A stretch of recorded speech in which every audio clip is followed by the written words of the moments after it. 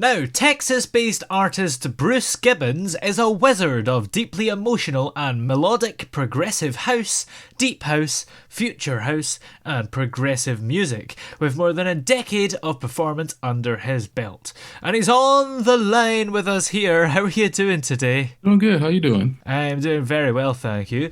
Now, of course, your latest release is called Don't Believe What You Hear. So how would you describe that song? I would describe it as a melodic, happy, upbeat type song. Being a bass player for a long time and loving synth type sounds, it's something that I enjoyed making. It was just a great song over the time, just creating that process. What do you think it was that inspired the song? There was a lot of things. I'm just going into that time, and there was a lot of just like deep emotional music coming out, and I was like, oh, let me spruce it up a little bit more, add some bass to it, add some nice sounds, and once we got the vocals in, I was like, okay, I think I got something here. So Yeah. it was a fun project for me to work on. And that title, Don't Believe What You Hear, where did it come from? It came from just I love, I love making a song, but I also love coming up with different names too. Yeah. And it's one of these type of names where it's just like a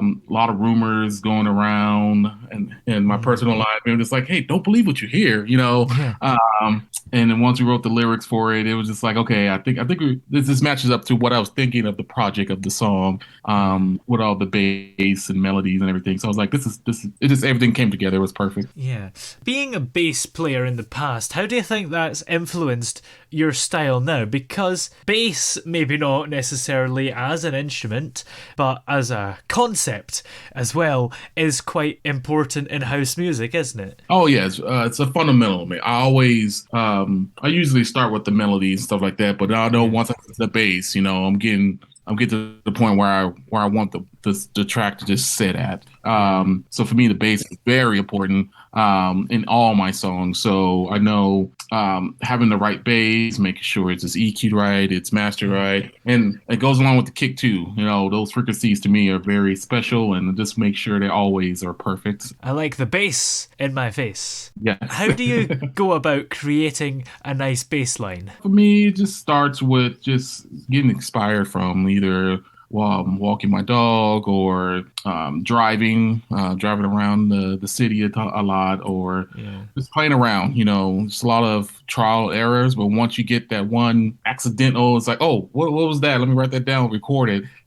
That's where I think a lot of my bass sounds come from. Just a lot of happy accidents, and then it's like, oh, I can make a song out of this. Yeah. A lot of great bass lines from the history of music come from not necessarily house, but dance music before house was around, like your Chic and all that. So would you say you're influenced by stuff back in the day as well? Oh, of course. You can always go back before even house is made. Kind of hear there's bass lines, and simple but impactful. I always say they weren't super complicated. They were just simplistic bass lines that you can translate to today. But with the technology we have, we can make it a little bit more smoother, less error prone. But I always draw back the inspiration. If I need to pull back some old bass players, be like, okay, how did you get that note fit into this song? It is like 4 or 5 plucks, but it's like super impactful for the song. So I'm always looking to the past too as well sometimes. Yeah. Now you're a master of energizing crowds. That must be quite hard. I've been doing this for a while. I think I'm going on my 19 years DJ. And it all started back when I used to play the little warehouse shows in front of 5 people. And it was for me getting those 5 people to get engaged and love those music. It's easier when you get to play for the big crowds. It's like, okay, yeah, it's great. But I always love playing small, intimate clubs because, if you have 100-200 people, you have their energy. Yeah. And then it's easier to be like, okay, what's the next track? What's the next track? Well, compared to when you're playing like a big show, it's kind of like, okay, I just got to make sure the emotions and feelings are into the song. But it always goes back to like, if I can make 5 people dance, I can make hundreds of people to dance. So that's my philosophy. And it was a lot of trial and error. I'm not gonna lie, it was a lot of trial and error. But when you have residencies, you get lucky to open up for pretty famous DJs, and they give you tips and tricks. It's kind of like, okay, over time, you just get better, in my opinion. Well, you've shared bills with very popular acts like Above and Beyond, Paul Oakenfold, Paul Van Dyke, Kaskade, to name a few. There's a whole list here, but we'd be here all day if we named them all. That must be exciting. Oh, yeah. It was a great experience, because I would say I was in like earlier years where I got to do a lot more opening up for the big names. It was just a lot of trial and errors, every night. Like, it was more, it was like, hey, you got this big DJ, say like Ferry Corsten, coming in to my dojo, as I called it. And it's like, okay, I'm not going to beat him, but at the same time, it's like, I got to bring that energy. So when he steps on the stage, he has that energy and he goes onto the set. So every set I played was always like, I got to play the best set of the night.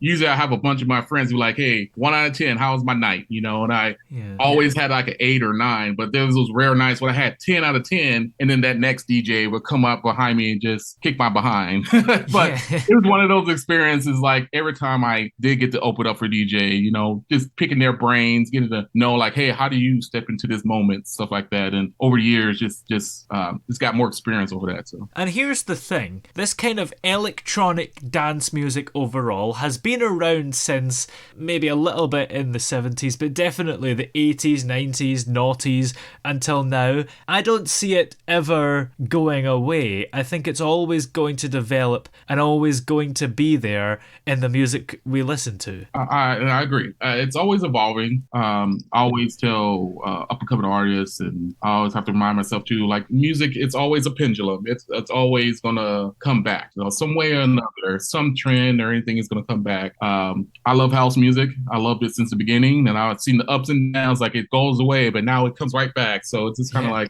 there's always going to be something new, a new genre, but always, I would say it, adapting, but always keeping to the originals. Because even when I DJ, I could play a song that was from popular in 2011 that somebody just walking through the door has never heard of. It's like, this is the most amazing sound in the world. So you always got to keep that in mind when you're DJing or making music. Like, this person probably never heard this song before. I've heard it 10,000 times, but they probably never heard this song. And I get a lot of that when I DJ. It's like, what song was that? It's not even, I can't even Shazam it. It's like, yeah, because it's ID. It's this long song, but having those songs that work throughout time, that's what I love about dance music in general. I can still play something from 1990 or 2000, 2010, and it still will resonate with these newer generations. So that's a good thing about dance music. It's always evolving, changing, but same time, it's always great music.